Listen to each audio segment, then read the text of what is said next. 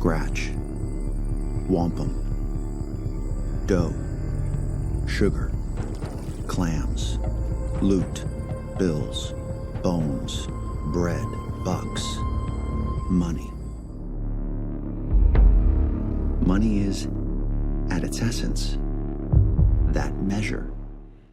You are now tuned in to the Ozark Podcast. That's right. This is the smooth and subtle sound from your boy, Jamie G. Esquire V, MD, Master of Surgical Arts, sometimes street magician, the way I make your money disappear. I'm here with the pal of all pals, the man of all men. I'm talking about Magnum Mills. And we're getting ready to break down season 3 of the Ozark. Yeah, right here on the Ozark Podcast. Magnum Mills, tell me you're pumped for this, baby. I mean, all I have to say is you're listening to WOZK, Ozark Podcast Radio. Yeah, no, seriously, season 3, dude, I'm very excited. Spoiler alert, my favorite season of the show thus far. Left me very excited for season 4. Thought it started strong. You know, maybe just a little bit of that lag in the middle. But again, I think they did a better job of getting rid of some of the filler they struggled with in previous seasons. Didn't agree with every new character they added or whatever, but I thought for the most part, really enjoyed what was going on. And, you know, I generally like the dynamics they have going on. I hate that they're going to make some of my favorite characters kind of go against each other, it seems here, but that's kind of how these shows work. They're not going to end in, you know, fairy tale land when everybody's happy. And, you know, it's not the Parks and Rec finale, and nor should it be. Yeah, no, you're absolutely right. And as this season progressed, you could start to see some of those particular storylines play out. And let's just face it, dude, they did a great job with the ending of this thing, right? Like they left us in a state of desperately wanting more. And if you're making a show, particularly one like this, what more could you ask for? I mean, really, like what more could you ask for with this? I mean, and that's one of the things I loved about this so much is they did a great job throughout the season of building those storylines. And now we've got ideas heading into season 4, and we'll talk about that. Hell, maybe we'll even do a full podcast episode for you talking about season 4, what we think. But I like that we have an idea, but we still have no absolute clue how this thing's going to shake down. I mean, it just very cool season. Also, my favorite of the 3. Let's talk about episode 1. The opening scene with the cartels, right, man? Walk me through how that hit you and did that set the tone for you for this episode, for this season 3. I get exactly what they were trying to do, but that unfortunately felt like kind of an echo back to like season 1 when they were trying to do the Breaking Bad thing, because that feels very close to kind of, there's a scene in Mexico with the twins in Breaking Bad that there's some, you know, not obviously exactly the same, but there's some parallels going on of like them just basically striking terror in the cartel war and everything. And I was kind of like, oh, I thought we were moving away from the Breaking Bad thing a little bit or whatever, you know, not in a bad way. It was kind of interesting and very brutal. But, you know, I was kind of like, hey, this cartel war, like, I don't know, like they just kind of condensed the storyline and tightened it up a little bit. Now we're moving into a different country. And, you know, this is definitely breaking some new ground for the show. And especially because like you're really out there now. This is very bright and there's a lot of things going on. You know, this is a completely different show than season 1 of Ozark. Yeah. And you're right with that new emergence of the cartel storyline here. It makes like for me, it's a risk, but if it pays off, I think it'll be worth it. But boy, oh boy, it better pay off. And how does that happen, right? Is it planting the seed that maybe the cartels will take care of themselves, and that's how Marty and them can get away? And maybe it's just enough whimsical magic in the air for us to believe maybe the birds sail off in the sunset, right? I mean, and if that's what it's supposed to do, I suppose it could get there and deliver that point. But I find it interesting that they chose to do that. And I think it's really got to deliver here as we roll into season 4, because it's going to continue, right? It continues all the way through season 3, and it's clearly going to be a storyline heading into season 4. Yeah, you know, that's kind of one thing that the show is trying to do here is they're spinning, obviously, like, you know, the riverboat casino plotline now is coming to fruition, but they start expanding again quickly. You know, I think that's probably one of the reasons they elected to say stick with Helen here. You know, we both kind of prefer Del, I think, and obviously one of the things that kind of didn't work here, and it seems, you know, early in that first episode, it's kind of going to be like, now what are we going to do with the kids again? It seems to be a problem that the show does struggle with a little bit, is what they're going to do with the kids. And the other thing I didn't love is like there's obviously a time jump here, but they don't really explain how long. Like the show has been really bad about exactly explaining how long the time frame this is taking place over. We get a couple of ideas, but not really. I think they like to do that so they can play things a little bit fast and loose. But on the other hand, sometimes, some of the developments don't make sense, especially some of like the romances. Like, did this just happen over like 3 days, or has this been 3 months or 6 months? And it gets a little bit confusing at times, I think. A little bit more of an ability to kind of help us understand how much time's gone by and where we are. And in the first season, we kind of knew it was summer, right, with the busyness of the lake, and then you kind of assumed like the next season was like winter or fall, spring. Like so there's sometimes you can kind of guess here, but it's just not enough. And I don't want to guess. Like I want to know, particularly when things are it's impacting storylines. I did like Frank Jr. And I did really like watching Ruth throw Frank Jr. overboard. I thought that was pretty awesome. And it was kind of that badass Ruth back again. Like that's cool. I like that Ruth, but it also, more importantly, it's like she's got the balls to do something when maybe Marty doesn't. And one thing that really bothered me is Marty's kind of refusal to do anything to stand up for Ruth when she was beaten into the hospital and put into the hospital there. That kind of bummed me out a little bit. And it was kind of the start of this tension between, Ruth and Wendy and Marty now. I mean, Wendy clearly because of what happened with Cade, but, I think there's, as we saw in season 3, there's a pretty big deal brewing here between Ruth and Wendy. And it ends up being a real big deal when we get to the end of this thing. What else on this first episode, Mills? Was this what you wanted from it? Again, this had a heavy lift. You had to introduce the casino, the new dynamic about how things were going on, and a couple of new characters, reset you after a time jump. That's a lot of moving parts here. And I think for the most part, the episode did a really good job of it. One thing, a little bit kind of like, I think the show didn't know what to do with Helen. So when they kind of waterboard her here, I think it's to try to like even out when she waterboarded Ruth basically, and to like make us feel some sympathy for her. And I don't think that's just going to work. I'm not going to, and then they introduce her kids or whatever. I think they're trying to bring us around and, oh, maybe Helen could be an ally or whatever. It's not something I was ever feeling or particularly really interested in. I don't think that was probably the one part to kind of see maybe not a little bit of a retcon, but maybe something that we're trying to maybe pivot from a little bit, maybe what they've been doing with her in the previous season. One female character that I really enjoyed episode 1 that kind of set the tone for, again, this continued evolution of emergence of importance of Wendy. She's really feeling herself at this point. She's in all her glory, and she is more than capable of solving. I mean, you got to hand it to Wendy and Marty. Are they not some problem solving mofos, dude? Like they can solve some damn problems now. Like, I mean, you got problems, they can solve that shit. And I like her character. I mean, I just think Laura, she's such a talented actress, and it's finally starting to show itself here. And the show desperately needed it. As bad as it needed Ruth, in my opinion, you could make a case it needed Wendy just as bad. Yeah, no, Laura Linney's been great here. And, I think we'll probably move on from the first episode, but I do want to say the idea that, Marty paying off the therapist was kind of just funny overall, and something that kind of comes back around or whatever. And you can kind of tell that she's kind of going to be that kind of like lady just playing both sides a little bit. So I didn't think it was a perfect 1-for-1, but I was like, oh, maybe she could be like the buddy kind of character, like the random, like older character who just kind of like happens to show up and connects with random people. Like, oh, I just happen to be the therapist for such and such or whatever. It doesn't really quite work out that way, but I enjoyed the idea that, Marty thought he was getting won over by trying to, bribe her to get what he wanted, even though it really wasn't working for him. Yeah, no, that was a funny element of the show, and I think it added a little bit of just a little bit of lightning and just some relatedness to just marital struggles, man. Like, I mean, it's just kind of funny. Well, right? I mean, like, they're in therapy because Charlotte forced them to go there because she was emancipated. So that's a whole thing that kind of yada yada a little bit too.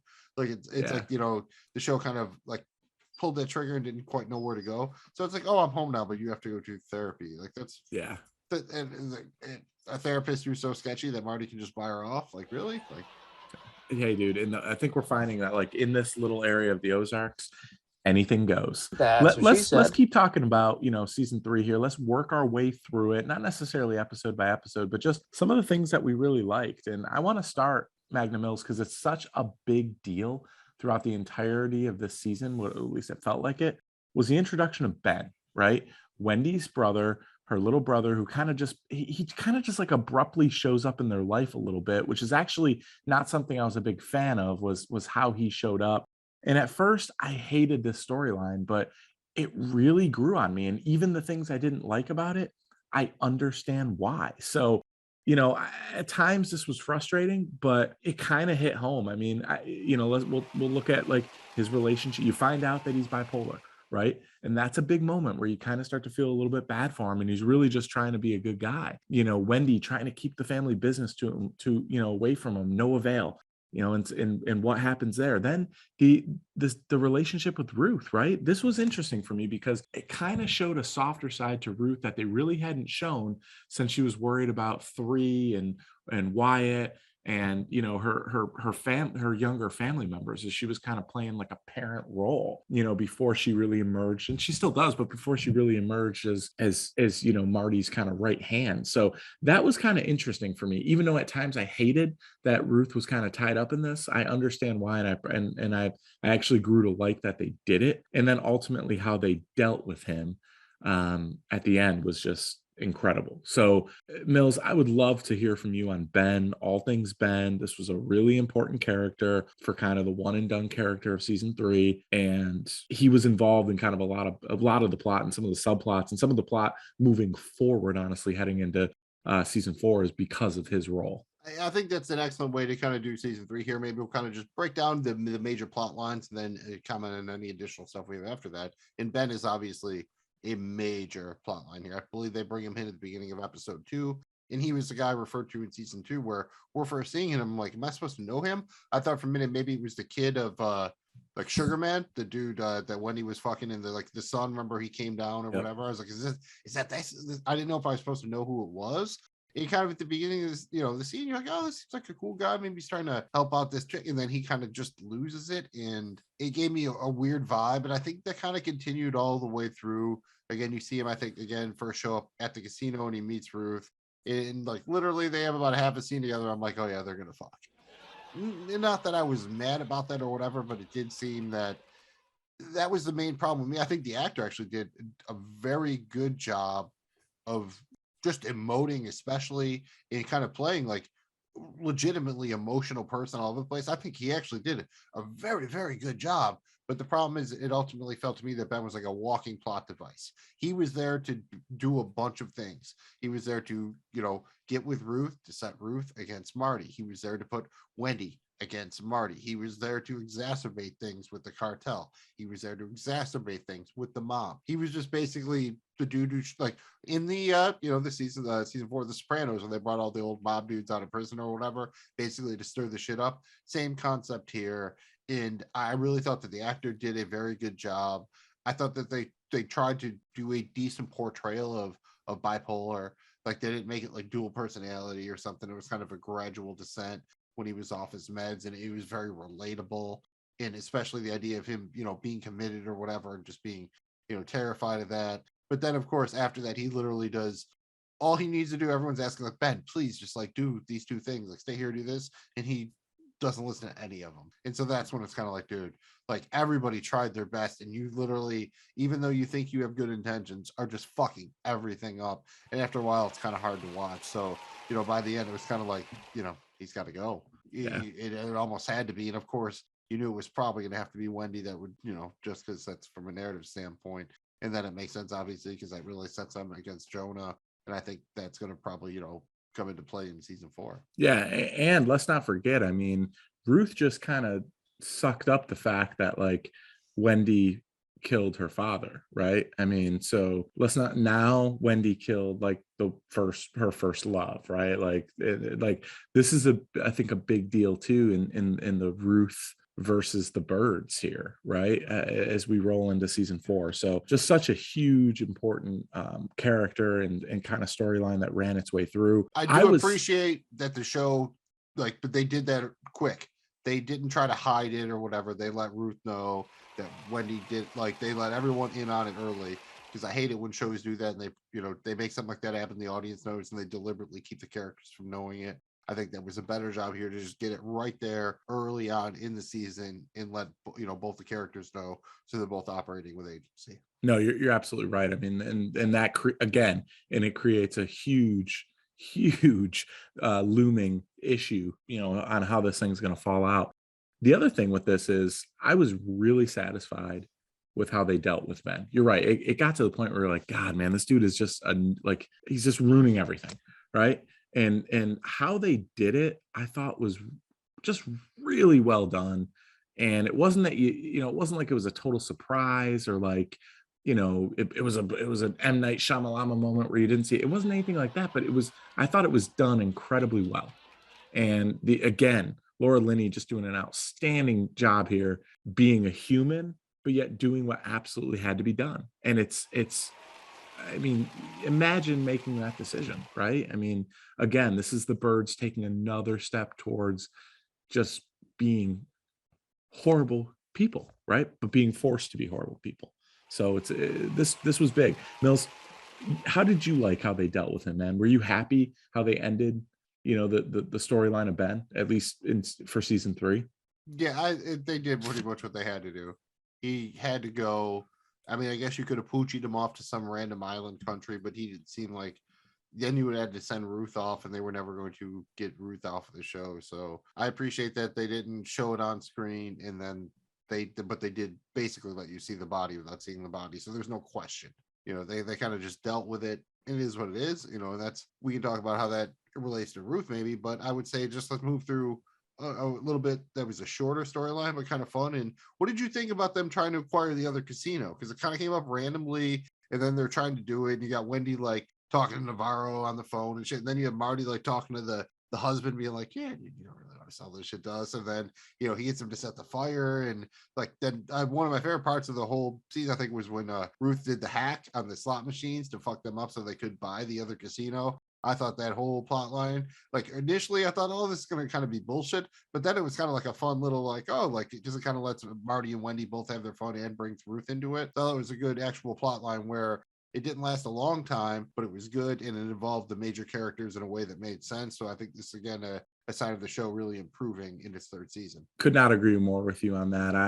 I grew to really like that little plot line. And again, I think it accentuated some of the skill sets that we want to see with Wendy. Fucked up that dude killed his wife though, right? Like he accidentally shoves it. Like I was like, that was like the old, like, all right, that's a little bit too convenient that like he just accidentally shot, and no one like questions it or anything, and he sells.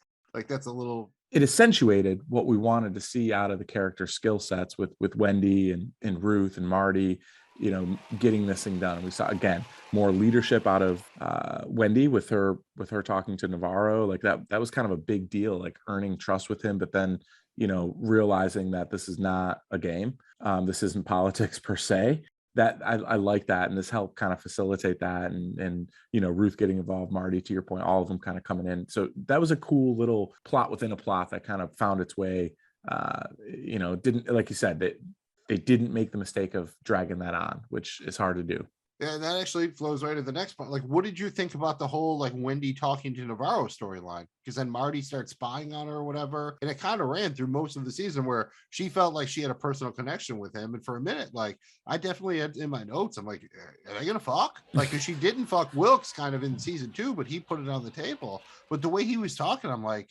And then especially when Marty gets abducted or whatever, I'm like, is this going to wind up like where he has to like fuck Wendy? Or like it was a weird, I don't know, like it wasn't quite sexual, but it was kind of weird. He's talking about her dreams. And then, obviously I think it's designed to like make her think that she has shit under control like she would with a politician. And then realizes like that when this dude's like, no, like you work for me, like you were basically like my fucking servant or whatever. It's supposed to, I think, be her like kind of come to Jesus moment or whatever. But it was, I don't know, it was just weird. Like, did you have any thoughts kind of when that plot line was happening and like, wow, well, we kind of finally meet the dude and like he's like talking sweet on the phone to Wendy? Like, did you have any thoughts on that? It wasn't what I expected at all. But as it went on, it was important because it made Helen feel threatened, which ultimately led to Helen kind of betting against and trying to take, Marty and Wendy's business and spot. And ultimately we know she lost that bet, right? But that was an important thing to create that jealousy, not having to go through Helen to get to Navarro. So that was the angle of it that I liked. It was really weird with how friendly they became. And you're right, at a point it was kind of like, all right, they might bang here, like this might get weird. But it rehashed. Marty loves Wendy. I don't think he's ever had a chance to actually forgive her for cheating on him and allow himself to heal, because he's in a perpetual state of chaos and hell. So, I think this was a reminder that he still loves her and still cares. And that's why he started phone tapping and tracking. And then that ultimately got him into tremendous hot water with the cartels, because they picked that shit up. So, it was an interesting plot. But I think it was probably more important to the show than it was good, I guess, would be how I would grade it, if that makes sense. Like, it was important because it needed to have that be the spark that drove Helen where it drove her, so that we could, end the season the way we did. But it was just okay in terms of how long it went on and things like that. Magnum Mills, let's talk Jonah, right? We always kind of beat the kids up a little bit here, and rightfully so. And honestly, Charlotte coming back, and then, we talked about, forcing Marty and Wendy to go to the therapist. Like, Charlotte's always kind of been a problem for me, but Jonah has potential. And we saw a little bit of that with Buddy. We saw a little bit of that with him having some balls and cojones, him being smart, kind of like a little Marty in terms of his ability to launder money. And we see him with, like creating the LLCs and shit. Like, this is an interesting storyline here. Obviously the drone, like, and that was somewhat predictable, but it was cool how they did it. Let's walk through Jonah. I mean, he's kind of found something here a little bit. I think it's season 3. They found something in Jonah. Yeah, no, I think he has definitely the most interesting plot line probably any of the younger cast has had so far. It is interesting because it starts out, he's mining like gold, like online, like video games. Like, he's basically like kicking ass at video games and then selling it and then turning it into Bitcoin or whatever. But he's making money, and Marty's kind of like, kind of mildly pressing. Oh, you made dinner thing. Oh, you made $6,000 this month. Like, dude, that's pretty solid right there, really. And it builds from there. And then he gets a drone. I'm kind of like, I remember when he got the drone, I'm like, oh yeah, this is gonna be a thing with the drone or whatever. And I'm glad they didn't go the drone porn route, which I think is a joke that is actually said at one point. But then they do a good job, really. Like, he's still struggling with the death of Buddy, so he kind of latches on to Ben. And I think it's kind of a weird thing where in the first season they tried to set up, though, like he was really interested in the money laundering. It was kind of a bonding moment with him and Marty, but now it seems like he's latching on to every other male character instead of Marty. It's not that Marty's not there. I don't think Marty's against him, but I think Marty maybe takes him for granted a little bit, because Ben is fine, but Ben's just like, he's the fun uncle. I mean, he is literally the fun uncle. It's cool for a while, but like, you couldn't live with the fun uncle when you're a kid or whatever. That's not really how it worked. And then ultimately, I will say at the end, when he had the rifle to Helen, I was hoping he did it. I wanted to. That was something that none of these shows have ever really pulled the trigger on. I mean, literally is going there. So I thought, like, man, that would be a real interesting way to distance yourself from maybe your origins to something that was a little bit of a combination with, Breaking Bad and Narcos and Justified and whatnot. So overall interesting. And, it does seem that this is a position that, like, maybe he is going to, at least if not be with the family, maybe against him in season 4. So Jonah, yeah, good job. Good character development. Yeah, I thought they really found something with Jonah, and looking forward to he's one character for me as we get into the season 4 preview. He's one character for me that I don't know yet for season 4, right? Like, he could go either way, but something tells me he's not going to be, Bran, like with like a crazy role, the three-eyed raven or anything, but I think he's going to be pretty damn important, and he's going to play a big role here as the story of the birds concludes. Don't know what it is yet, but something tells me it's going to be pretty big. So I like that they started with it, and I think we have something that we can really build on and work on as as we head into season 4.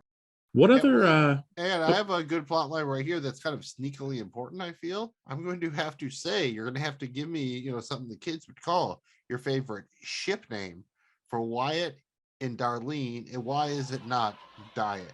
I mean, dude, we talked about a wild card, and I've always talked about the show has no idea what to do with Wyatt, so they literally put them together, and it's so random. Like, she randomly bails him out of jail because she hears. He goes to her house, they hang out, they talk about talking to dead people, and then they fuck and bond over the baby, like the not stolen but almost stolen baby. So and this was really weird because don't forget, we saw in season 2 Darlene and Jacob banging, right? Like they were intimate. We saw them banging, and like, Darlene, you are something special. After he nutted, like we saw that, right? But like this was strange because it was like banging, but like different. It was like different than when she was banging Jacob, right? So this was strange, and having them just become like a full-blown couple, it's so odd. I guess it works, but Darlene's just kind of becoming like, is there anything she won't do? Kind of, right? that's the problem, is I don't think you understand if Darlene is like really into him or she's just using him. I honestly think the show is trying to have its cake and eat it too and leave it open both ways so they can kind of see how it plays out, maybe going into that back half of season 4. So like maybe Darlene has been secretly masterminding some shit the whole time, or maybe she really did just fall in love with this young kid. But I mean, this is obviously one of the biggest age gaps in a relationship we've ever really seen on a major television show. So it's at least something worth noting, and something where, like, yeah, something like this, which they're not particularly exact, but I'm assuming there's 40 to 60 years between them. That's something like your other family and everything would take note of. Yeah, it's pretty significant. The other weird thing about this is like she had like an attachment issue, right? When with the kid that got killed, right? Her was that her son? Like what was Ash they Ash, never right? decline, like they never really. I remember in season 1 I was like kind of like, I'm like, oh, are they fucking, or they have like a 3-way thing going on, because it was kind of oddly like, It was a weird, yeah, like, there was a little bit of a sexual tension, sexual dynamic to it. It felt like stepmom porn type yeah feel there, which yeah was a little weird. And now she's kind of like found that in Wyatt, and that's also somewhat weird and creepy. So I don't know, man. I like her as a loose cannon. I like Darlene as, being a little bit unpredictable, but also showing that she's actually smart when her shit works out, and that she's thought it through a little bit. But this was strange for me with the Wyatt thing. And again, since that first episode, they really haven't known what the hell to do with Wyatt. Like pretty much like since episode 1, season 1, they've really been at a loss here with Wyatt. Yeah, I mean, really, the great couple of moments with like his essay when he stood up for Jonah. I think the actor has actually done a pretty good job. But again, like, is he supposed to be kind of like aloof but secretly smart and likable? And I think he's portrayed all those things well. The show just has too many characters. So like he was kind of like, oh, he'll be kind of friends with Charlotte or whatever. Now what do we do? Like literally, it's like they have the whiteboard. Like, what characters don't we have anything to do with? Darlene, Wyatt. Let's just make them bang, right? Like that's got to work, right? Like, and honestly, I don't. Again, it's different. At least it's something. Again, they're breaking kind of the mold that got them there, a little bit, and I think that's important. So, and if you're Wyatt, she's probably not getting pregnant. So I mean, that's. Well, I mean, that was the whole point of getting the kid or whatever. But it is. He's not going to have that late text. The other thing was the emergence of the pregnant FBI agent, doing the audit. Like, I thought this was really an interesting dynamic, and they could have gone a couple different ways with this. I liked how they did it. The idea and the option of Marty potentially working for the FBI, I thought was, as an informant, was pretty cool. And again, it just planted a tiny seed. Like season 3, they did that pretty well with just planting tiny seeds here and there to where it could possibly be, oh my God, like, could that be something that like gets them out of this? Or the opposite is true. Like, could that be something that does them in? So a lot of this happened in season 3, and that's a sign of a good show, in my opinion. But this was an interesting storyline for me. And it felt like they finally got something right here with the FBI storyline. They really hadn't been able to do that so far through the first couple of seasons. Yeah, it's odd that just basically a competent accountant seems like a bigger threat to Marty than a crazy FBI agent that was like willing to like give drugs to people and do fake executions and shit.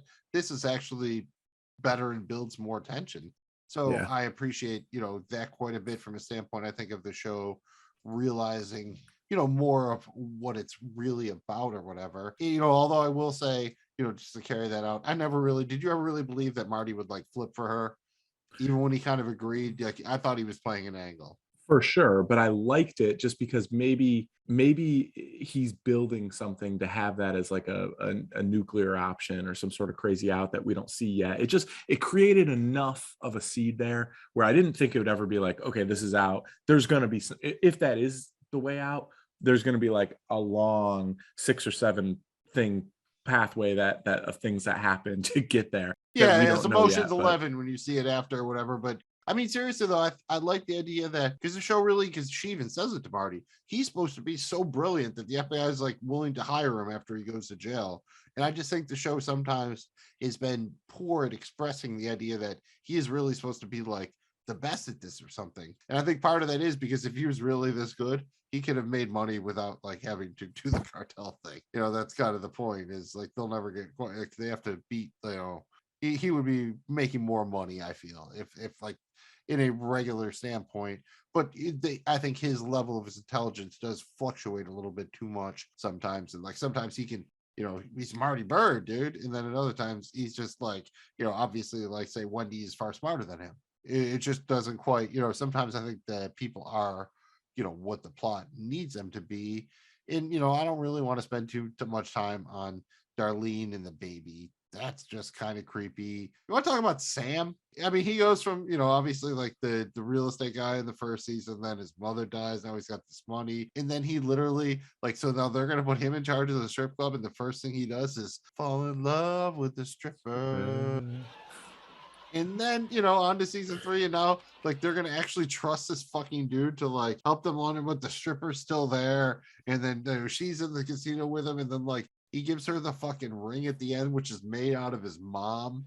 And I mean, wildly over the top, but it kind of all worked. Like I'm just like, oh, this dude is the worst, but it was kind of like in a good like Office cringy kind of way, I think. So I think the actor does a great job with it. I hate the dude, and I'm like, oh, fucking Sam, dude. But I think he is actually a walking plot device that works. No, you're right with Sam. I mean, he's kind of been like the goofy dude who you make fun of kind of throughout the first, and yes, he made the classic mistake of falling in love with the stripper. I mean, that's going to a strip club 101. You don't fall in love.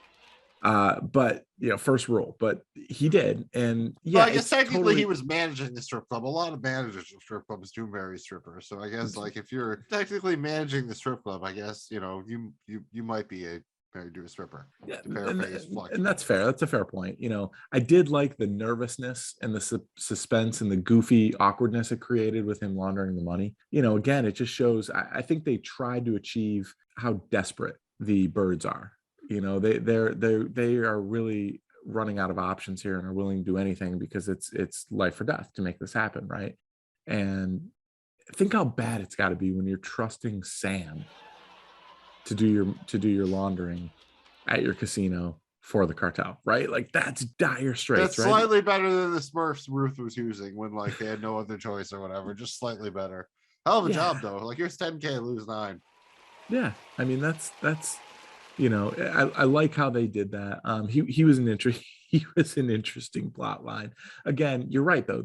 Part of me wonders if maybe they got too many cooks in the kitchen here in terms of characters. All right? So I'll let you pick the next season. Would you like something that I enjoyed, or to talk about something that I didn't enjoy quite as much as far as plot lines? Let's talk about something you didn't enjoy. We've done a lot what of. I didn't enjoy basically is the plot where they tuned the Kansas City mob dude, like I believe Tony was the name, whatever, Tommy into like the snitch, and he was basically there with the kids the whole time trying to bang, I think, Aaron, Helen's daughter with Charlotte, and they're on the boat, and then they bring Jonah in, they get arrested for like shooting guns and like that was just, then they had the moment in the house where he's like searching for shit and he confronts Jonah, and just the whole thing was just like, it just seemed that they were trying to give the kids something to do, or also give a backdoor way so that even if Marty and Wendy do everything right, somehow the kids are going to fuck them over again, kind of like Charlotte did when the feds raided and they found the 5K or the 4600 or whatever the fuck after she bought some weed. Right.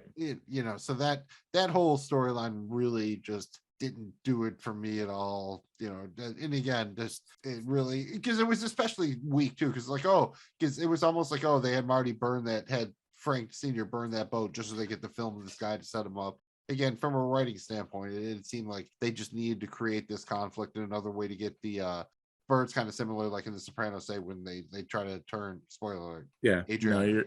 I wasn't a big fan of that at all. At first you kind of think like, okay, well maybe some of these guys can be cool characters, right? Like Frank Jr. and some of these associates, but I did not like that. And again, I think it probably did a purpose of showing kind of the human side to Helen, but also gaining her, allowing her to kind of turn on them, another angle to turn on the birds here. And that was kind of, her kid. And in one way it showed her being able to bond with the birds, right? And like be real and a human and let them into her life. But then on the other hand, it gave her access to kind of turn on them a little bit when things went wrong. Yeah, and I think we are going to have to circle back around to Helen here because we talked about that before. But one last thing I want to talk about is a plot line that I enjoyed, and that was Sue, the therapist. Like, she was fun, dude. She was taking the money from Marty, and then she starts taking, some money from Wendy.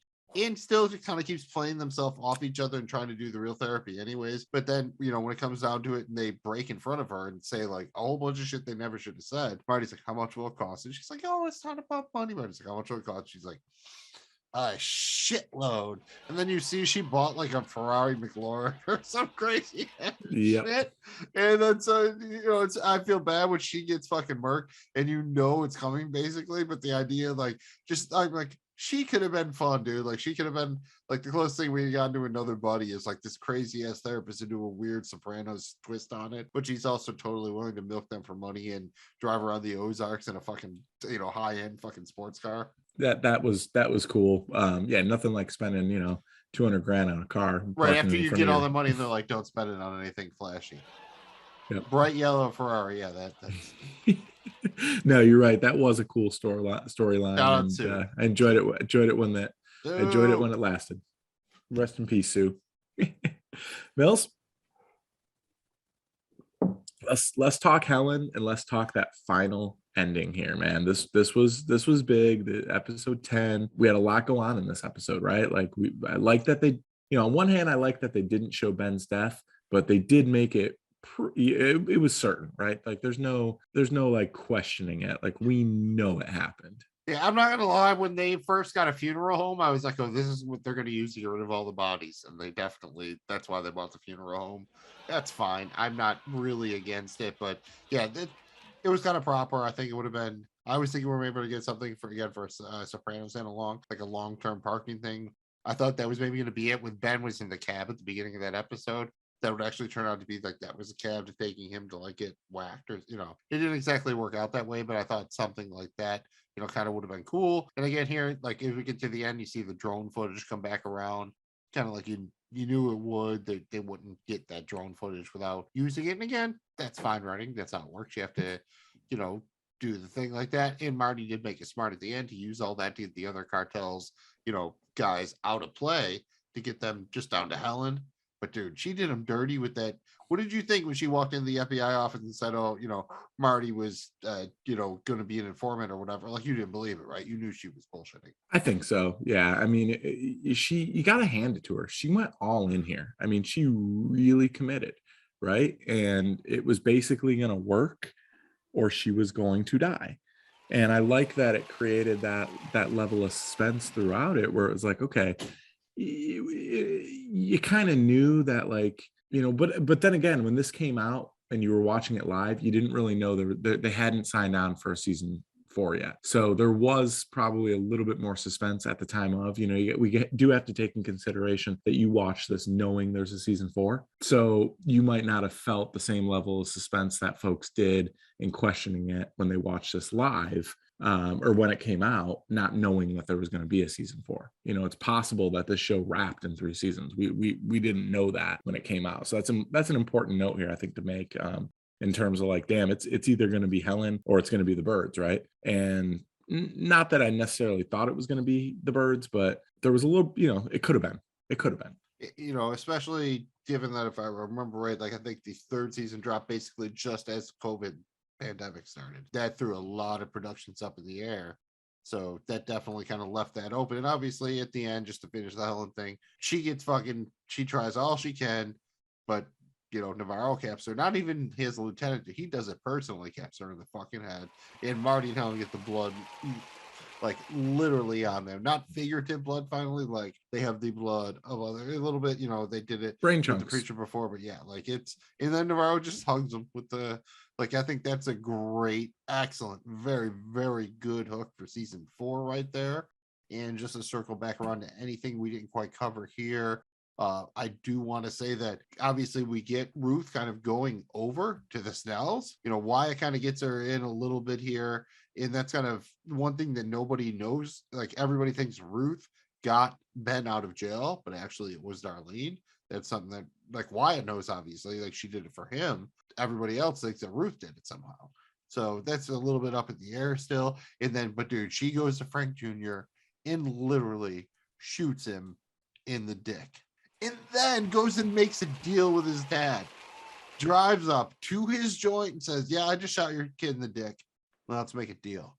Dude, that is some big dick of the week. That's big Paul Claw Johnson. That is some big dick energy right there from Darlene. So, I mean, they've kind of going into the final season now created a thing where it is like the Snells and the Langmores united against the birds and the cartel kind of. So yeah, we'll see how it plays out. But now you also have the KC Mafia in there, so they could be either a third party or fall in on either side. So there's really a fucking lot going on here. And again, she shot him in the dick with a shotgun. Yeah, that's one that you're not. It wasn't a BB gun. That would be bad enough. This was. This was a shotgun, and then immediately, it's Frank Jr. It's the namesake, right? The oldest son in the Italian household, and then goes to the dad. Yeah, that was very cool. And it showed that Ruth, she's not anybody to play with either, and she can kind of run a show on her own here a little bit, and that's that brings her over because that was what she wanted Marty to do. Like she wanted someone to do that, and so that's like. But that's again the kind of the brilliance of Darlene we talked about, that she was kind of the smart one driving Langmores, as she recognized them. It's a Godfather thing of how like he creates Luca Brasi. Because like he's like, if you can get this guy and like you do this thing like forever, they will be in your service and you don't even have to try. Like they will just do whatever because they feel like they should.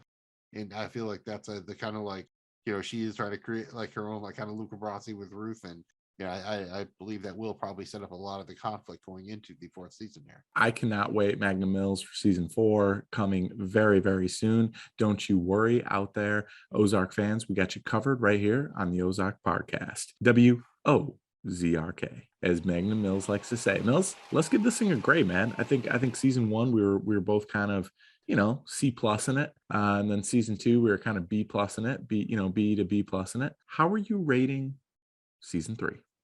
Yeah, I'm definitely bumping her up to like a solid like 9.0 right here. I guess that's probably like like a low A right there, that's right in that A- range. Not quite perfect. They still have a lot going on. They're still trying to tie it all together.